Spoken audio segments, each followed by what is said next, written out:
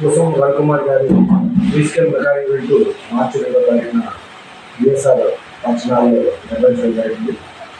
ఆ కార్యక్రమానికి ఉభయ రాష్ట్రాల నుంచి కొంతమంది సంగీత కళాకారులు వచ్చి వారి కార్యక్రమం నిర్వహించారు. చాలా ఆహ్లాదకరంగా జరిగిన ఆ కార్యక్రమానికి మేమందరం కూడా హాజరయ్యాము. కుసుమ రవికుమార్ గారు ఎంతో వేదిక వర్షాలకు వచ్చి వాళ్ళందరినీ రక్షించి భద్రాచలంలో ఈ ఈవెంట్ నిర్వహించడం చాలా ఆసక్తికరమైన విషయం. ఆమె ఒక మహిళ కూడా సామాజిక సేవా కార్యక్రమాలు చేస్తూ ఇటువంటి కార్యక్రమాలు కూడా నిర్వహించడం భద్రాచలవాసులకి నాకు ఎంతో సంతోషంగా ఉంటుంది. అలాగే ఈ మ్యూజికల్స్ ప్రోగ్రామ్స్ కాకుండా వివిధ సేవా కార్యక్రమాలు నిర్వహించడం మనకు తెలియదు.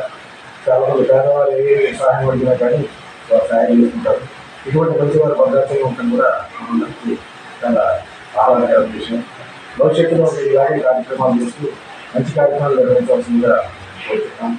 అలాగే మా తరఫున మీ అందరికీ ఆమెకి ఎప్పుడు కూడా పూర్తి సహకారాలు అందించాలని కూడా పాల్గొన్నాము. మరి ఇక్కడ ప్రజలకి కూడా మరి గడ్డప్పుడు కానీ కరోనా వైరస్ టైంలో కూడా నేను వారికి నా యొక్క ఆర్థిక సహాయం నాకు తోచిన విధంగా వారికి అందించడం జరిగింది. నేను సామాజిక వేత్తగా ఇక్కడ ఉన్నాను భద్రాచలంలో. ఇప్పుడు గ్రీన్ భద్రాచలో జాయింట్ సెక్రటరీగా చేస్తున్నాను. మొక్కలు వేయడంలో కానీ మొక్కలు పెట్టించడంలో కూడా నా యొక్క పాత్రను వహించాలని.